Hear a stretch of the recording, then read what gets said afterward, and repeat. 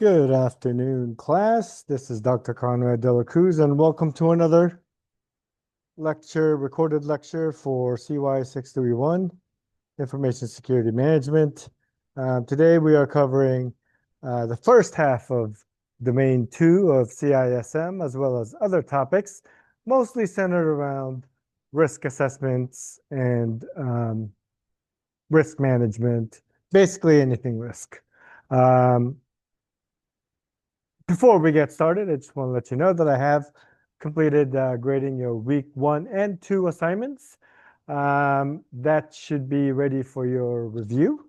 We are in week 3, so once everything is turned in by Sunday, 11:59 p.m., I will proceed to grade everything on Monday. Now, just a quick reminder, starting week 4, you are going to be, there's going to be due dates applied to all the following assignments. So make sure that you are turning those in on time. I believe Canvas is set to deduct points automatically per day for the amount of days that you are late turning in an assignment. And that clock usually starts after the following Sunday at 11:59. So please keep that in mind. Okay, let's get back to risk. All right, quick introduction here. We're exploring risk management. Along with risk management, vulnerability assessment, pen testing. Again, these are all surrounding the CISM domain 2 risk topics. This is basically half of it. We're going to talk about risk appetite and tolerance. And we're going to talk about ISO 31000 as well as NIST Risk Management Framework, RMF. Okay. Risk. Risk is a chance of something bad happening. Okay. Simple definition there. A threat. A threat is something that can cause you harm or your systems or your data. Vulnerability is a weakness. A threat can exploit. Risk assessment is identifying and measuring your risks. And then risk appetite and tolerance, these are levels of risks that you are willing to accept. Okay. In industry standard definition, risk is the likelihood and impact of a threat exploiting a vulnerability. A threat is something that can cause harm to you, pretty much the same thing. Vulnerability is a weakness that can be exploited, which is an unpatched software, poor security controls, end-of-life hardware, stuff like that. Risk appetite is the amount of risk an organization is willing to accept. And then risk tolerance is the variation around the appetite that is still acceptable. Okay, next slide. Risk equals the normal or widely used formula for risk is the likelihood times impact equals your risk score. For example, weak bike locks increases risk of theft. Well, obviously, right? Common sense. If you keep your bicycle unsecured, someone may be apt to steal it. Risks helps organizations decide what are the most important things to address first. It helps them prioritize. Threats versus vulnerabilities. A threat is a hacker, a malware, a natural disaster. A vulnerability is like a weak password, unpatched system, weak security controls. Both these together, they create a what's known as a risk. Okay. And then the process of finding, measuring, and deciding on risk is called a risk assessment. And the steps are not very visible. Hold on, let me adjust this. Oop. Go back. Let's use a different, this. Okay. The steps are: one, identify your risk. Number two, analyze the likelihood and impact, the score. And then three, based on the score, prioritize those risks, right? Addressing the highest, the risky ones first, and then deciding on a response. Okay, we're going to pause here. I'm going to talk a little bit about these topics. Response to risk. What does that mean? It means you're either going to mitigate a risk, which means you're going to apply firewalls, additional monitoring, more training for your personnel in order to make this risk a little more palatable. Avoid means to stop doing the risky activity, right? For instance, if there's a weak password issue in your organization, you make adjustments to your policies, standards, procedures, technical controls so that weak passwords are no longer used and acceptable. And then another risk response is transferring the risk. For instance, insurance, outsourcing it to a third-party vendor, or going to cloud. Or you can accept the risk, acknowledge that it exists, document it, and basically decide, hey, you know what, this risk is not too bad. We'll go ahead and accept this risk. Okay. All right. Moving on to the next slide. All right. Vulnerability assessments. Like a health checkup for systems, we use scanners like Nessus or Qualys to find weak software, weak settings, weak password, weak cipher protocols, and other things we could find. And basically, we're going to produce an issue, a list of issues, a list of risks. And then based on these risks, we score them, we prioritize them based on the score, right? Addressing the highest first. And then we begin to remediate. Okay. The normal risk management life cycle is identifying the risk, assessing your risk, responding to it, and then monitoring it, and then reporting it. Okay. As for vulnerability management, this also comes with a life cycle. Very similar to risk. Basically, you identify the vulnerability, you assess the vulnerability, you remediate the vulnerability, you retest the vulnerability, and then you monitor and you report. So one additional step. Okay, next slide. Value of vulnerability assessments. The value is you get to find your weaknesses before the attacker do.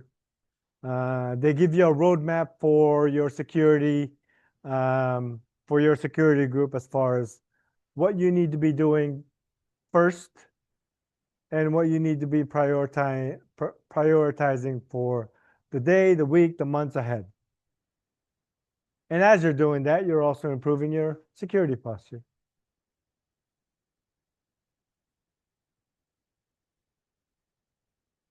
Okay. Next, pen testing. This is a simulated hacker or simulated attack. Ethical hackers try to break in, much like an hacker would. Show how vulnerabilities can be exploited, right? The normal process for an ethical hacker is the same chilcane for an actual hacker. Okay, and that's to do an initial reconnaissance, right? That's an active and a passive reconnaissance. And then you do some initial scanning, right? And then you enumerate some of those services. And then you begin your exploit. After you begin your exploit and you're successful with your exploits, you maintain your presence, right? And then you, by creating backdoors or creating new accounts or elevating privileges, stuff like that. And after you've done this, now you get to write up a report as far as your recommendations goes, the weaknesses that you found, right? And you help the organization fix these things as a pen tester. Okay, moving on.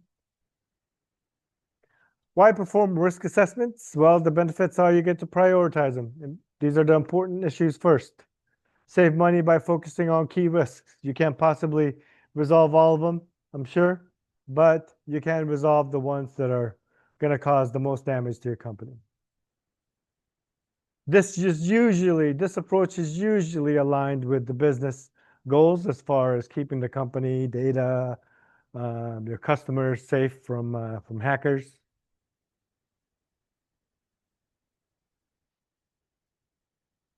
One thing I'd like to emphasize around risk is risk management is not just a cybersecurity job. It is an IT job. It is an organizational wide job, right?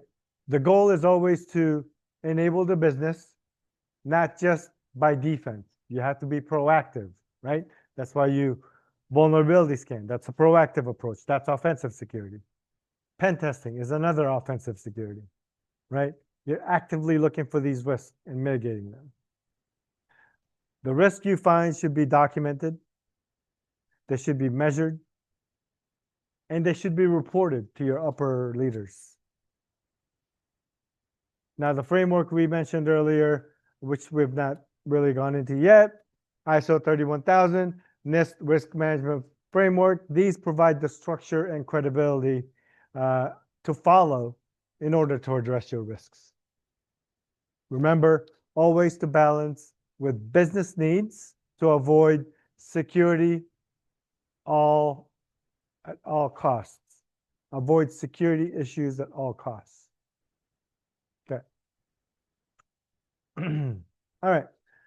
Domain 2, again, CISM Domain 2, it focuses on risk, identifying information, risks, assessing likelihood and impact, deciding to accept, mitigate, transfer, avoid. We've talked about these key terms already, but just as a reminder, right? Just as a reminder to you, when you are accepting a risk, you are acknowledging it, you are documenting it, and you are not going to do anything about it.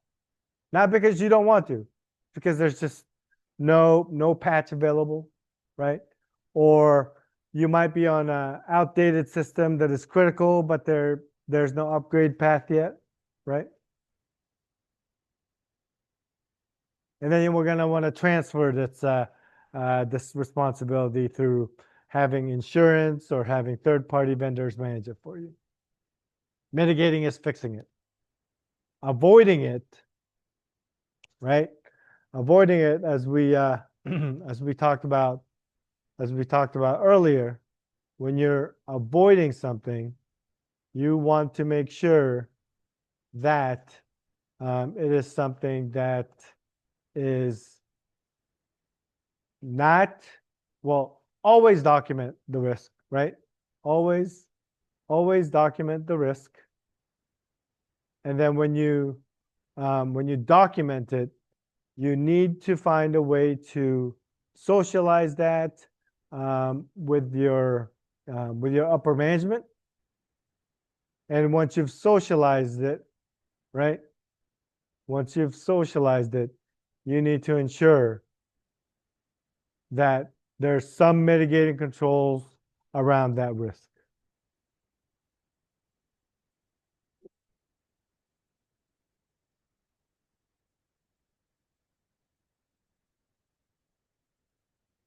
Such as stopping and fixing a process altogether that's causing that risk. As in the example of weak passwords and such. Okay.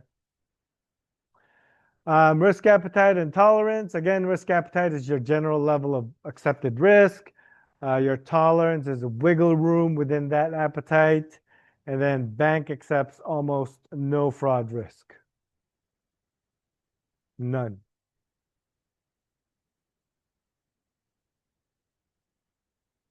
Okay, let's talk about ISO 31000. This is a global standard for risk management. The steps are identifying, analyzing, evaluating, and treating the risk. Broadly used across industries. ISO 31000 framework. Let's talk about NIST. NIST Risk Management Framework is a US government framework. Basically, the steps are categorizing a risk, selecting the controls, implementing those controls, reassessing those risks, authorizing, and then monitoring it continuously.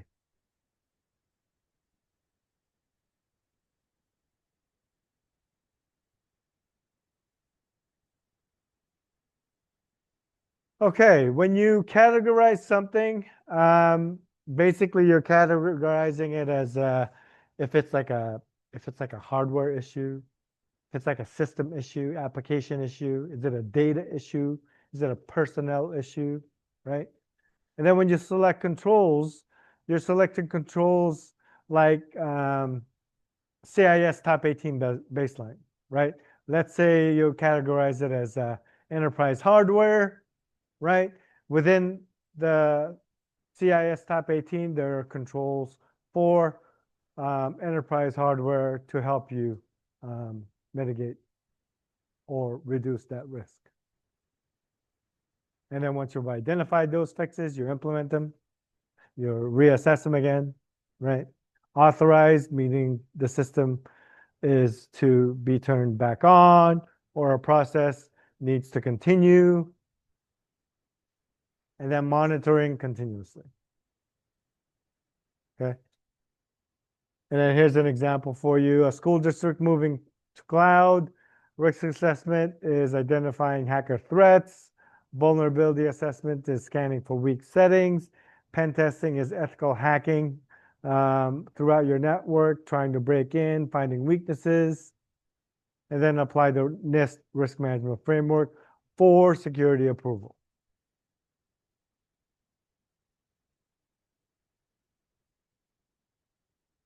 All right.